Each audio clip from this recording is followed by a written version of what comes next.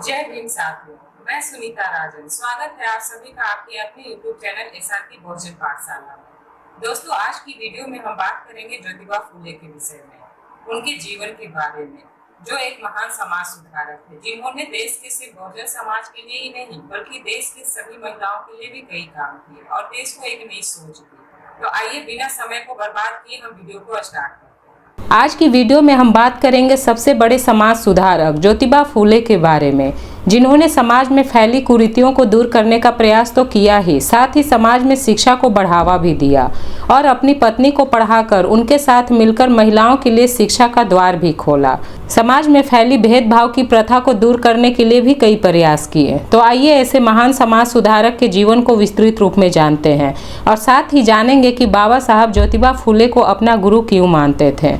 जिस समय समाज में जात पात, छुआछूत, अशिक्षा और सामाजिक कुरीतियां फैली हुई थी, 19वीं सदी में भारत देश अंधविश्वास और सामाजिक कुरीतियों के बीच सांसें ले रहा था। उस समय महाराष्ट्र के एक व्यक्ति गोविंदराव फूले के घर एक बच्चे का जन्म होता है, जिनका नाम ज्योतिराव था।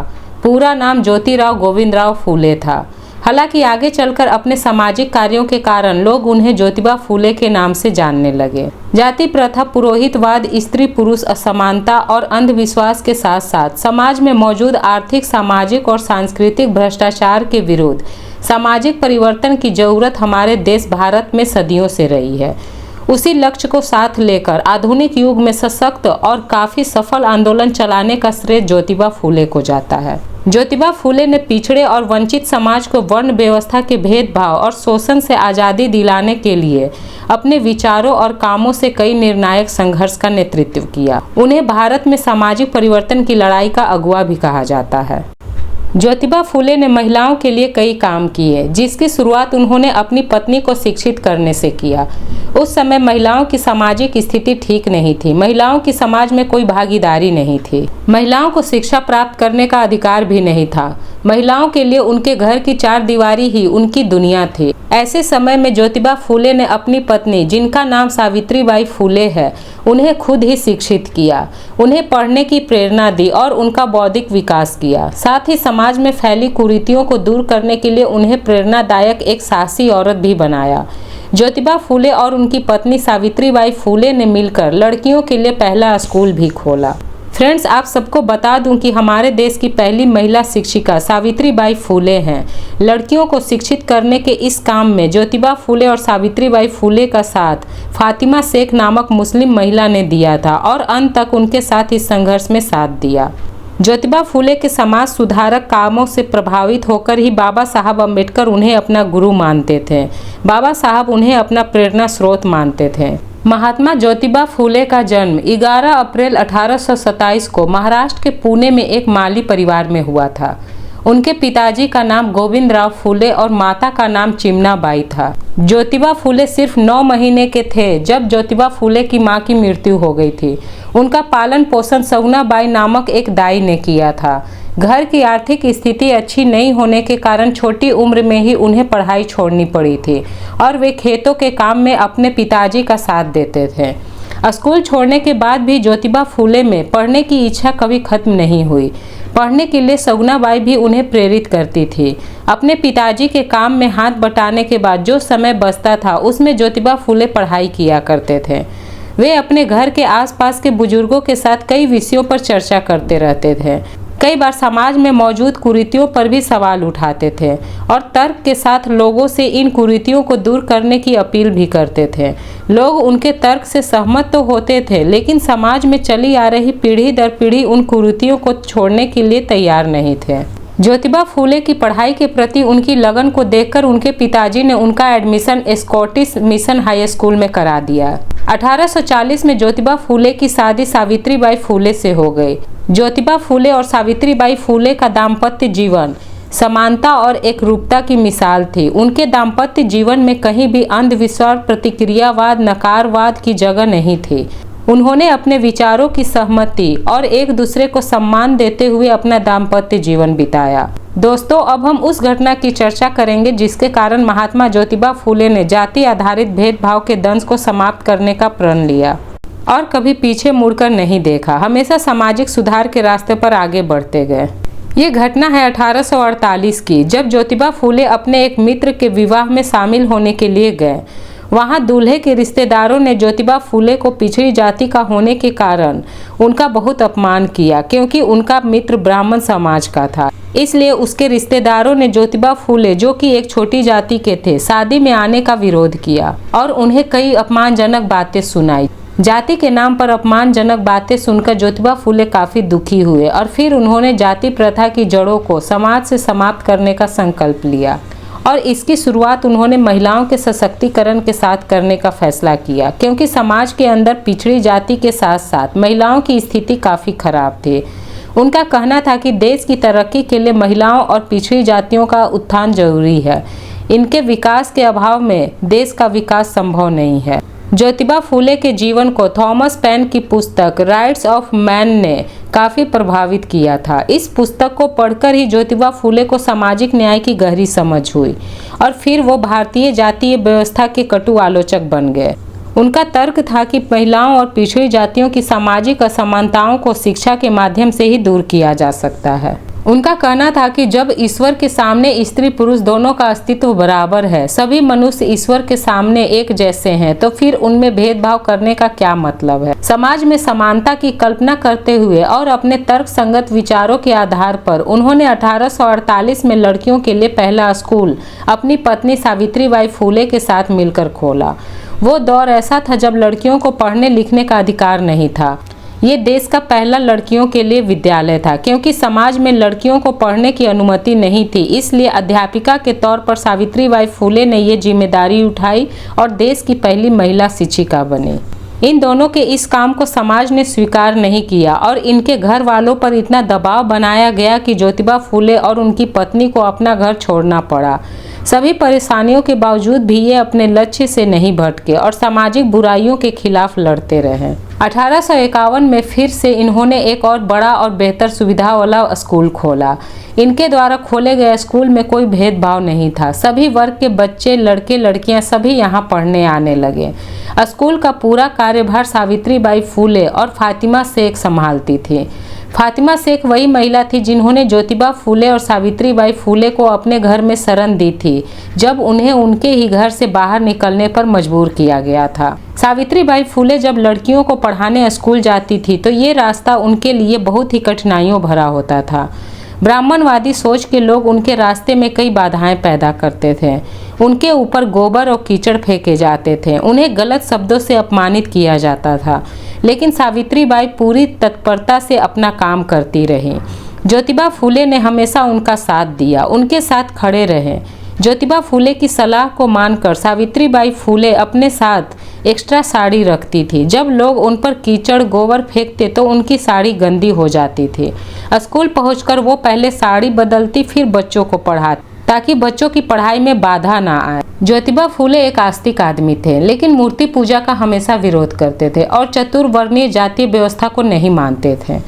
24 सितंबर 1873 को पिछड़ों और निर्बल को न्याय दिलाने के लिए ज्योतिबा फूले ने सत्यशोधक समाज की स्थापना की, जिसके वो अध्यक्ष भी रहे, और सावित्रीबाई फूले महिला विभाग की प्रमुख बनी।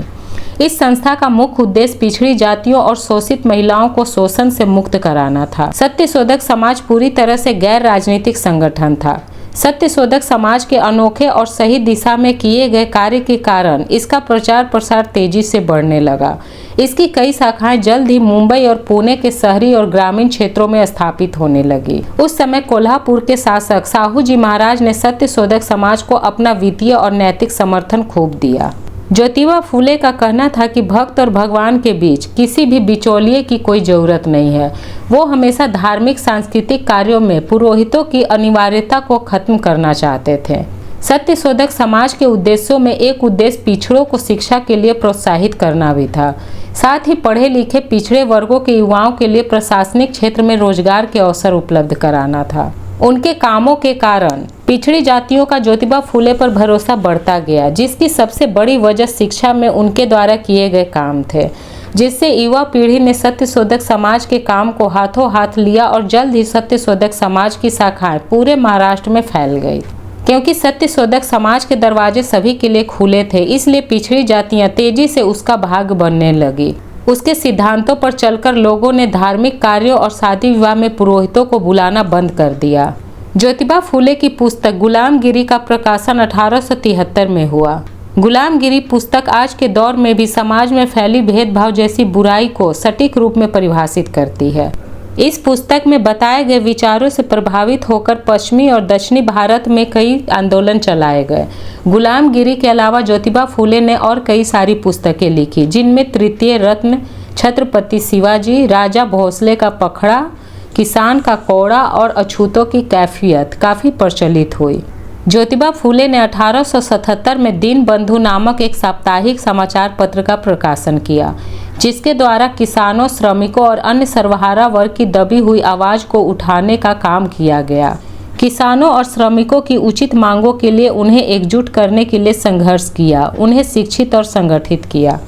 सत्यशोधक समाज के आंदोलन में भी दीन बंधु प्रकाशन ने महत्वपूर्ण भूमिका निभाई। ज्योतिबा फूले की कोशिशों के कारण उस समय किसानों, श्रमिकों की भलाई और उनके हितों की रक्षा, साथ ही सत्यशोधक समाज के प्रचार के लिए और भी समाचार पत्र प्रकाशित हुए, जिनमें अम्बाल हरे, दीन मित्र और किसानों का हिमायती प्रचलित हुए।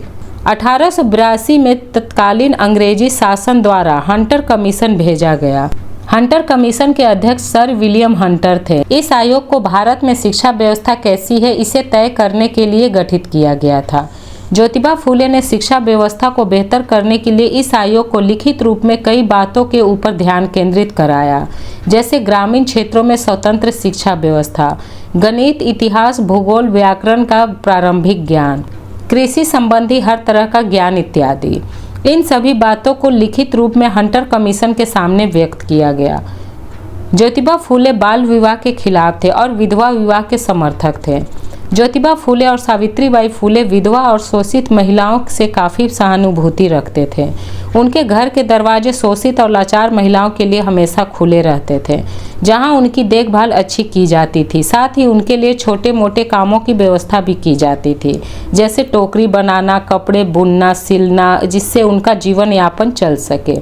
ज्योतिबा फूले ने विधवा पुनर्विवाह की भी शुरुआत की और 1854 में विधवाओं के लिए आश्रम भी बनाया, जहां सभी वर्ग की विधवाएं पूरे सम्मान से रहती थी। उस समय समाज में विधवाओं की हालत बहुत ही खराब होती थी, उन्हें हर तरफ से अपमानित किया जाता था, लेकिन ज्योतिबा फूले के आश्रम में सभी महिलाएं सम्मान से रहती थी।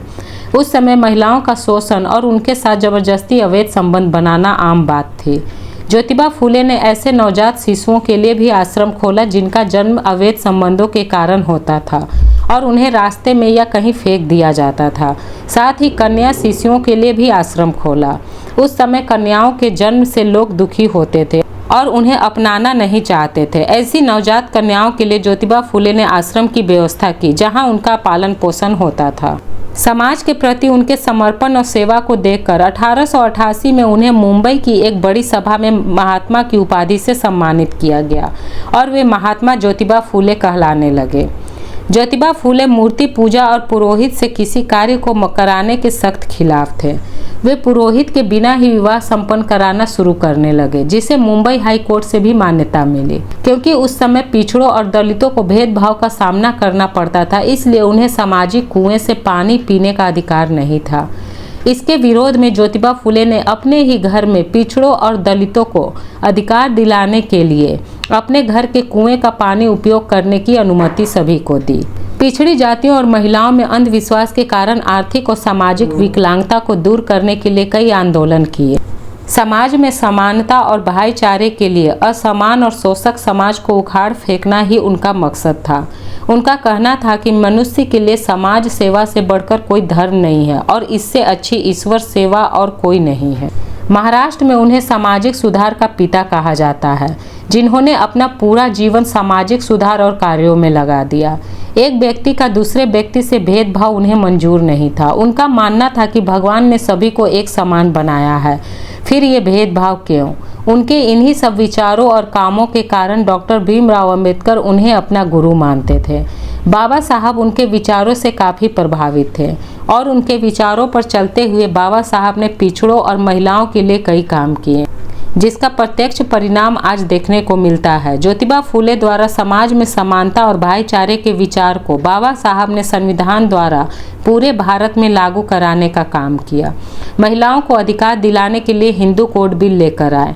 भारत का सारा बहुजन समाज जिस बाबा साहब डॉक्टर भीमराव अंबेडकर को अपना गुरु मानते हैं, वे बाबा साहब ज्योतिबा फूले को अपना तीसरा गुरु मानते थे। ज्योतिबा फूले के काम और विचारों ने बाबा साहब को बहुत प्रभावित किया था। फ्रेंड्स, ज्योतिबा फूले के महान विचारों और उनके द्वारा किए गए सामाजिक कामों को एक वीडियो के जरिए बता पाना संभव नहीं है। आज की वीडियो में इतना ही। आई होप वीडियो आपको अच्छी लगी होगी। अगर वीडियो अच्छी लगी तो प्लीज़ वीडियो को लाइक एंड शेयर करें और चैनल को सब्सक्राइब करें।